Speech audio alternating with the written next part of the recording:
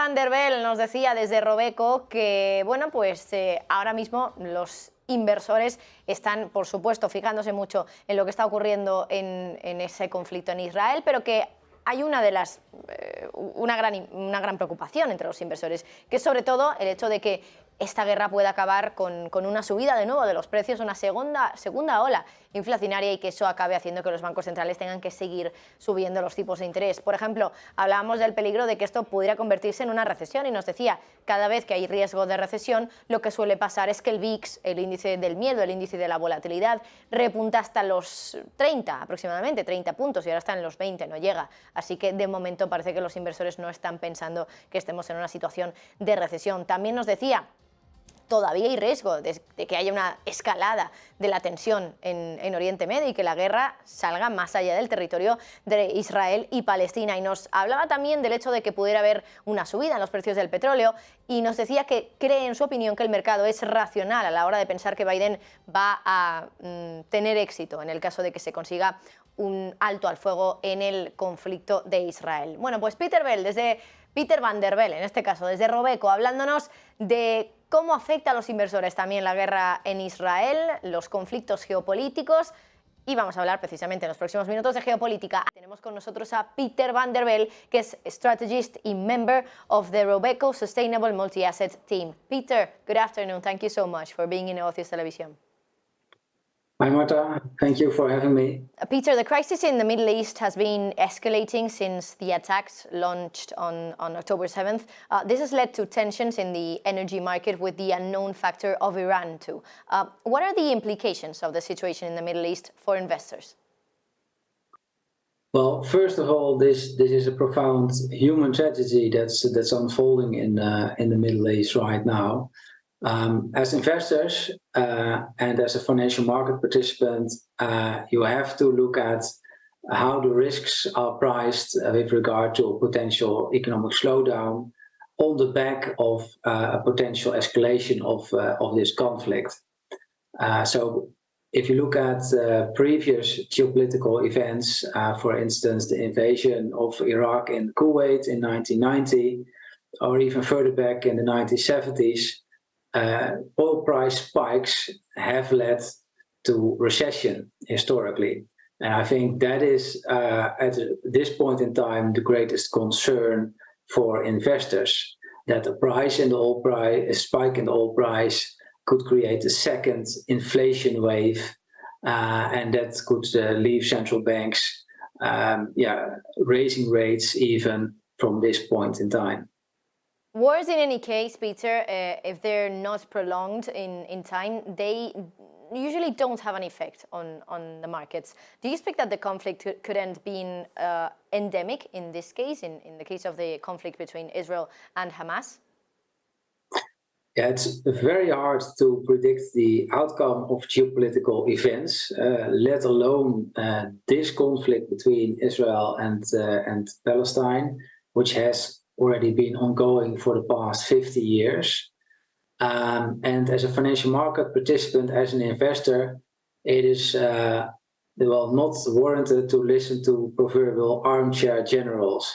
And we are more concerned about how risks around potential outcomes are priced in the market rather than the outcomes themselves.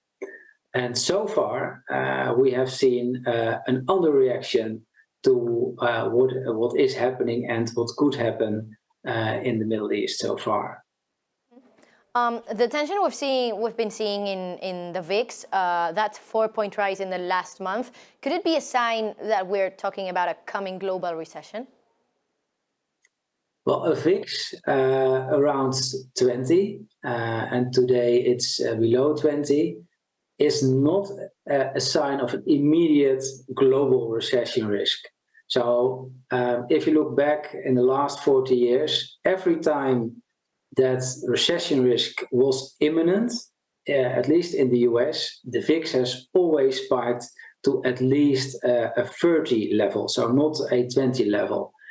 So you could interpret this 4-point rise that investors are getting less complacent.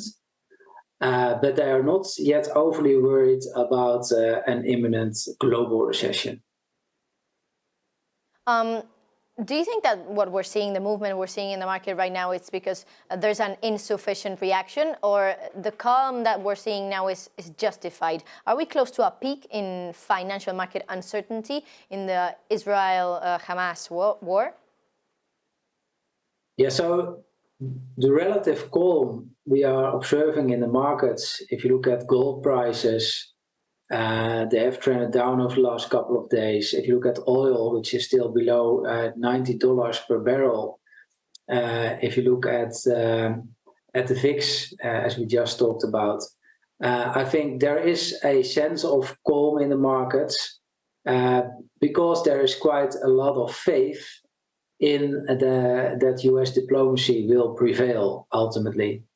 And there is also a vigorous diplomacy ongoing on behalf of the US. And in a sense, the common market is justified if indeed US diplomacy prevails. So if you look at the Biden presidency, Biden is running again in the US elections in 2024. If we were to see a spike in oil prices on the back of an escalation of this conflict, that would really hurt his re-election chances. So the market is rational in thinking that Biden must succeed in a ceasefire in the Middle East. But yeah, this is not, of course, a given. And if a ground war eventually starts to unfold within Gaza, I think there is still a risk of an escalation here.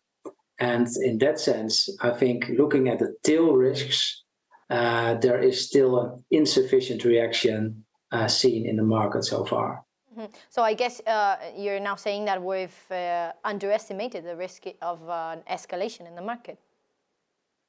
Yeah, I agree with that, yes. Yeah. Israel, Ukraine, and that geopolitical tension between China and the US, which of the three do you think that could be the biggest economic driver? Well, if you look at the share of global GDP of Israel, it is below 1%. It's 0.25% to be precise. If you look at the share of China in the global economy, it's 18%. So ultimately, I think the tensions between China and the US will be way more important for the global business cycle.